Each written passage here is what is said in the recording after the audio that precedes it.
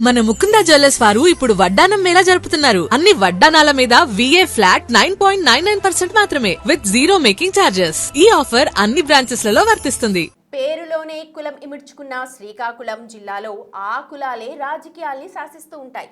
ఎన్నికల సమయంలో ఆయా సందర్భాలు, పరిస్థితులు జిల్లా రాజకీయాలను ప్రభావితం చేస్తూ ఉంటాయి. ముఖ్యంగా కళింగ, కాపు, వెలమ సామాజిక వర్గాల నేతలు జిల్లా రాజకీయాల్లో చక్రం తిప్పుతూ ఉంటారు. టీడీపీ ఆవిర్భావానికి ముందు నుంచి ఈ పరిస్థితి కనిపిస్తుంది. కూటమి ప్రభుత్వం వచ్చాక వెలమల ఆధిపత్యం పెరుగుతోందని కళింగులు విమర్శిస్తున్నారు. అదే కాపు సామాజిక వర్గం నాయకులకు కూడా అన్యాయం జరుగుతోందని ఆ వర్గీయులు ఆరోపిస్తున్నారు. అసలు జిల్లా రాజకీయంలో ఏం జరుగుతోంది? ఈ కులం సమరానికి దారి తీస్తోన్న పరిస్థితులేంటి?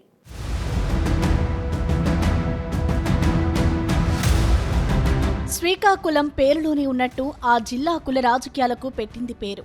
అప్పటి పరిస్థితులు, పొలిటికల్ వేవ్ను బట్టి ప్రతిసారి ఎన్నికల్లో ఒక్కో సామాజిక వర్గం జిల్లా రాజకీయాల్లో ప్రభావం చూపిస్తూ వస్తోంది. టీడీపీ ఆవిర్భావానికి ముందు బొడ్డేపల్లి రాజగోపాల్ లాంటి వారి ఆధ్వర్యంలో కళింగులు తమ మార్క్ రాజకీయం చేశారు. 1952లో శ్రీకాకుళం ఎంపీ స్థానం నుంచి ఇండిపెండెంట్గా మొదటిసారి గెలిచిన బొడ్డేపల్లి తర్వాత ఎన్నికల నాటికి కాంగ్రెస్లో చేరి 5 సార్లు ఎంపీ అయ్యారు. కళింగులను రిజర్వేషన్ల కేటగిరీలో చేర్పించేందుకు తన వంతు కృషి చేశారు. శ్రీకాకుళం జిల్లాలో వంశాధర నదిపై నిర్మించిన సాగునీటి ప్రాజెక్టుకు బొడ్డేపల్లి రాజగోపాలరావు ప్రాజెక్టుగా నామకరణం చేశారంటే ఆ దివంగత నేత గొప్పతనం అర్థమవుతుంది.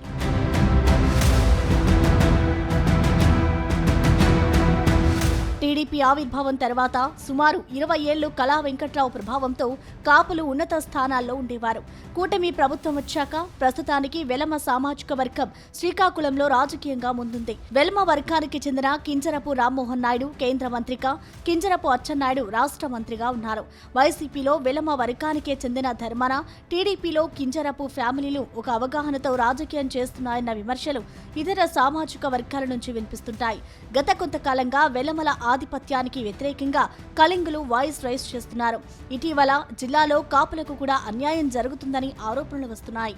నిజానికి టీడీపీ ఆవిర్భావం నుంచి శ్రీకాకుళం జిల్లా రాజకీయాలను కనుసైగలతోనే శాసించిన కళా వెంకట్రావు గత ఎన్నికల నాటికి జిల్లాల్లో లేకుండా పోయారు. ఆయన విజయనగరం జిల్లా చీపురుపల్లికి షిఫ్ట్ అయి బొత్స సత్యనారాయణపై విజయం సాధించారు. కిమిడి కళా వెంకట్రావుని ఉద్దేశపూర్వకంగానే ఇతర వర్గాల నేతలు జిల్లాలో లేకుండా చేశారని కాపు వర్గీయులు ఆవేదన వ్యక్తం చేస్తున్నారు. దాంతో శ్రీకాకుళంలో కాపులకు ప్రాధాన్యత లేకుండా పోయిందని పొలిటికల్ సర్కిల్స్లో వినిపిస్తున్న మాట.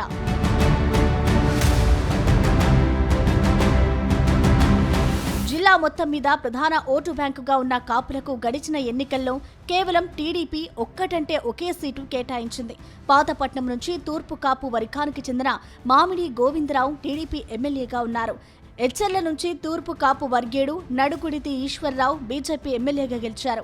ఆ తర్వాత నామినేటెడ్ పదవుల్లో కూడా వారికి పెద్దగా చోటు లభించలేదు. డీసీసీబీ చైర్మన్ పదవి ఒక్కటే సామాజిక వర్గానికి దక్కింది. ఇక సూడా చైర్మన్ పదవి జనసేన కాపు నేత కొరికాన రవికుమార్ను వరించింది. అయితే ఆయనకి అడుగడుగున అవమానాలు ఎదురవుతున్నాయి అని అటు జనసేన నేతలు, ఇటు కాపు నేతలు ఆరోపిస్తున్నారు. Srikakulam urban development authority SUDA నిధులతో జరుగుతున్న అభివృద్ధి కార్యక్రమాలకు కూడా కొరికాన రవికుమార్కు ఆహ్వానించడం లేదని ఆయన వర్గీయులు ఆవేదన వ్యక్తం చేస్తున్నారు. ఇటీవల శ్రీకాకుళంలో 2 కోట్ల రూపాయల సూడా నిధులతో కార్గిల్ పార్క్ అభివృద్ధి జరిగింది. అయితే అక్కడ శిలా ఫలకంపై కొరికాన పేరు లేకపోవడం జనసేన శ్రేణులను విస్మయానికి గురిచేసింది. అంతేకాదు పార్కు ప్రారంభోత్సవానికి ఆయనకు ఆహ్వానం కూడా అందలేదట. అది జన సైనికులతో పాటు తూర్పు కాపుల ఆగ్రహానికి కారణమవుతోంది.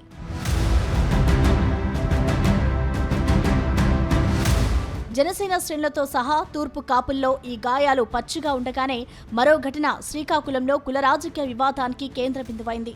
రీసెంట్గా శ్రీకాకుళంలోని కొత్త రోడ్డు జంక్షన్లో సుభాష్ చంద్రబోస్ విగ్రహ ఆవిష్కరణ ఘనంగా జరిగింది.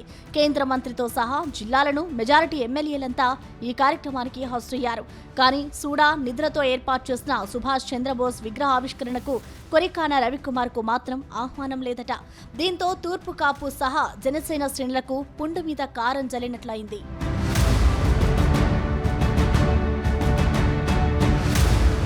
ఈ ఘటనతో డ్యామేజ్ కంట్రోల్ చేయడానికి శ్రీకాకుళం ఎమ్మెల్యే గొండు శంకర్ ప్రయత్నించారు. సాంకేతిక లోపం వలన కొరికన రవికుమార్కు ఆహ్వానం అందలేదని వివరణ ఇచ్చారు. కూటమిలో అన్ని పార్టీలు ఒకే తాటి మీద ఉన్నాయని, ఇక్కడ కుల రాజకీయాలకు అవకాశం లేదని చెప్పే ప్రయత్నం చేశారు. కానీ వరుసగా 2 ఘటనలతో ఇవి కావాలనే చేస్తున్న కుట్రలు అని తూర్పు కాపులు మండిపడుతున్నారు. ఈ ప్రచారాల్లో నిజం ఎంతుందో తెలియదు, కానీ ఈ 2 ఘటనలతో కాపులు వాయిస్ పెంచుతున్నారు. అటు జనసేన కూడా తమకు అన్యాయం జరుగుతుందని బహిరంగ విమర్శలకు దిగుతోంది. అధిష్టానం స్థాయిలో చంద్రబాబు, పవన్ కళ్యాణ్ మధ్య పూర్తి స్థాయిలో సమన్వయం కనిపిస్తున్నప్పటికీ క్షేత్ర స్థాయిలో మాత్రం ఇలాంటి ఘటనలు ఇబ్బందికరంగా మారే పరిస్థితి కనిపిస్తోంది.